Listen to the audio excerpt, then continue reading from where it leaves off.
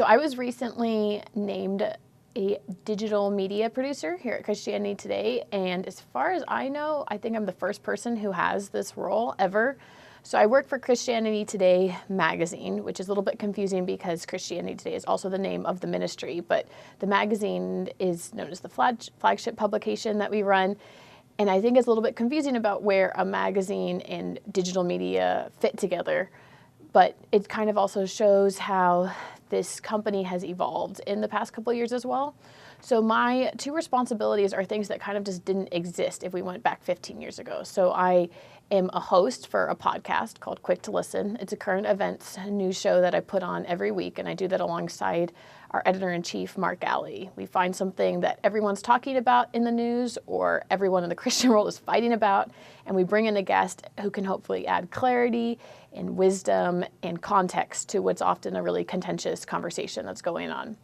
Another of my responsibilities is to run our social media. And so I'm in charge of developing the strategy and implementation for our Facebook and Twitter feeds as well.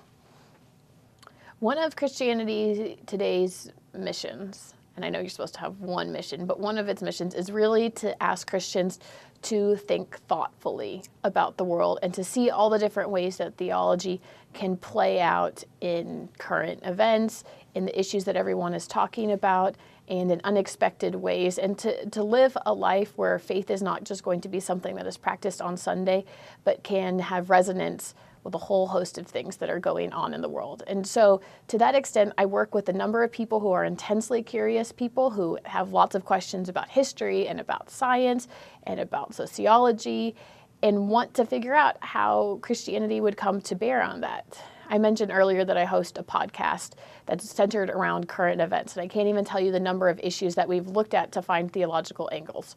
Something as obscure as transhumanism, for instance. So that deals obviously with things like artificial intelligence, but also like where science and humanity meet. We'd also talk about the racial relations in this country. We also talk about persecuted Christians around the globe. So we've done podcasts about Christians in Nepal. We've done a podcast about Christians in Iran. And just last week, we did something about the state of Christianity in El Salvador. So there's really a wide breadth of things because Christianity is something that's meant to be lived out in so many different parts of life and to be thought through and seen critically. And especially for the people that we're trying to reach, they're often trying to have really big picture discussions. And so it's important that we really challenge them in their big picture, big idea discussions and not encourage them to see faith as just part of a 15-minute devotional or a Sunday morning service. So one of my favorite things that I think that we stress here at Christianity Today is about the importance of building relationships with people from other faiths. And these are relationships that are incredibly sincere. So they are about truly having authentic relationships with other people and also being really open and honest about where you are with your faith and where the other person is with their faith. Earlier this year on the podcast, we had a Texas pastor who was a close friend to a number of those in the Muslim world, both here in the United States and also internationally. And I think that was a huge example that we wanted to put forth of someone who is really going to bat for Muslims in many ways in order to bring pastors and imams closer to each other, in order to help American pastors and churches better understand the Muslim population, but is not shy whatsoever about making sure everyone remembers that he's a Christian at the end of the day who loves Jesus. And I think that living in that tension is something that we really, really try to help equip our readers to do. So we want them to be educated about what Islam says and does, or what Judaism says or does. And at the same time, we want to show them that they can actually build authentic relationships with those people where they can be fully themselves, and where also they can be people who are open for questions and open for dialogue, without any sense of like needing to hide your faith or to make people think that you have intentions that aren't about actually securing their own good. Discipleship and sanctification and helping people grow in their faith are really huge things that we care about at Christianity Today, but not necessarily the language that we might use to describe exactly what's going to happen. So yesterday I recorded a podcast where we talked about how to help Christians be better news consumers. And so this may not seem like a traditional area where Christian faith would extend. A lot of people may be neutral about how one would consume the news, how one would read through what's going on in the internet, how one would respond to the different headlines that are out there. But I truly believe that you can either become more like Christ in how you read about the news, or you can become less like Christ. And then that if you're able to say like, oh, that is something that I like actually have control over, or I actually can have some sort of impact over, it does change those things. After all, we all know that reading things does change people. One of the tenets of our faith, right, is that reading the Bible can change people's lives. And obviously that speaks to the power that the Bible has, but it also speaks to our ability to be impacted by what we read. And so we want to remind people of that too when it comes to something like the news. We recorded another podcast last year about how talking can and cannot change the world and the importance of listening. And so for that one, it was a reminder for Christians as they're trying to sit into conversations that are really hard and really difficult, which is something that all of us struggle with when we're faced with strong emotions on the other side, about how some of the important thing that we can do is really actively and affirmationally as to what is appropriate, listen to what's going on and often ask more questions as a result of that. So those are ways where people might not see sanctification or discipleship as immediately in play, but we believe that those like small parts of interpersonal relationships do really change how we interact with people in the world. There are many ways that people can support Christianity today, and some of them are a little bit more traditional to how people think of magazines, and some of them are a little bit more how the 21st century media world exists.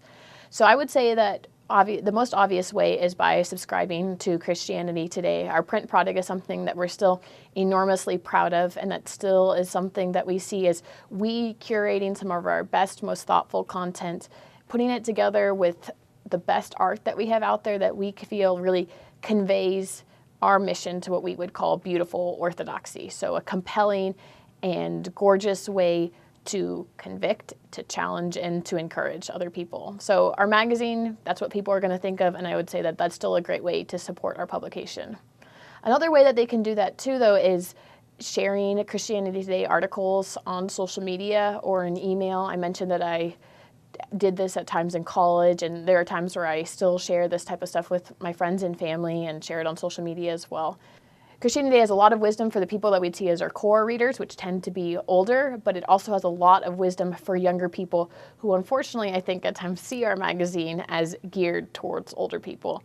And I would like to say there's lots of young people that work here, and we're not just putting out content for that, or that should be seen as just for that demographic, but for resources that can really challenge anyone who wants to think smartly about how to lead the church in these areas. And so sharing our content is a way to broaden the circles that we commonly reach. I love my work at Christianity Today for a number of reasons, but a big reason is because I think that it helps me hone my own instincts to be curious and to be thoughtful by helping me bring my faith into those areas. I don't necessarily think that my faith would have as strong of a place in my life if I wasn't constantly having to challenge a lot of my own convictions about the Bible, about who God is, with all these other claims that we're making about how the world should be. I also think that there's been various times in the past couple of years where I've felt frustration within the body of Christ and become disappointed or disenchanted or disillusioned with the way that I see Christians acting. And there's a very, very strong conviction by leadership here that part of being a Christian is figuring out how to work and stay within the body of Christ and how to love other Christians well. And that's not something that I find at all natural. I find it all very much true to what Jesus says and faithful to what it means to be a Christian, but also much more challenging to put into practice. And so it feels great to come to work in a ministry that appeals to instincts that are, well, I wouldn't say they're anyone's instincts, that appeals to some of the biggest ideals of what Jesus calls us for, and then really asks of me to stay in the game and to live up to them. So I'm fortunate enough to work in this big world of ideas a lot of time, whether I'm reading content that we put on the site, content that I'm trying to use to inspire myself to work on the site, or sitting in meetings where we're discussing big ideas.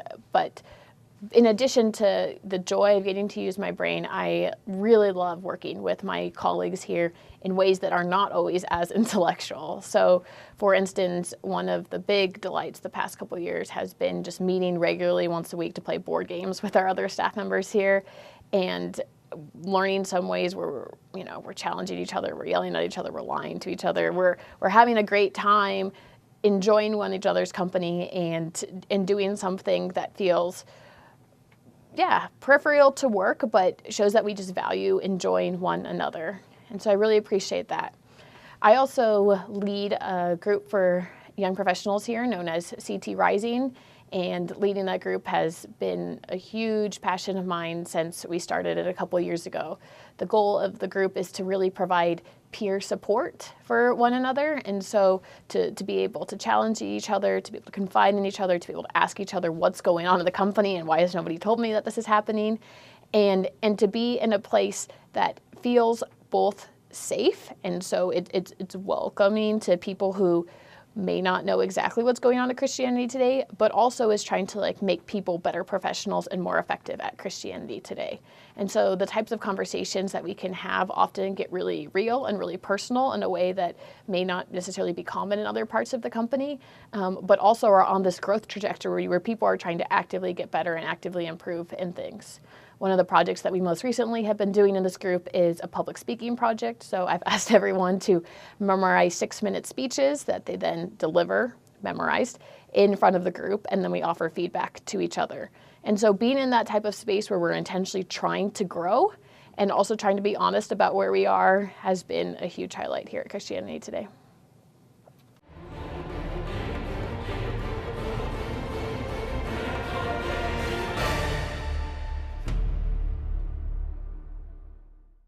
Hi, I'm Pastor Chuck Reish. I'm the executive producer at Horizon Media Studios. It's a 501c3 media ministry, and what we're doing is helping other ministries tell their story. Homeless shelters and children's homes, Bible colleges, seminaries, mission-sending agencies. With your help, we can continue to help tell their story, to inspire the world, to shine their light, and let God get the glory for the work that's being done in advancing the kingdom of Jesus Christ. Thanks again for praying for us.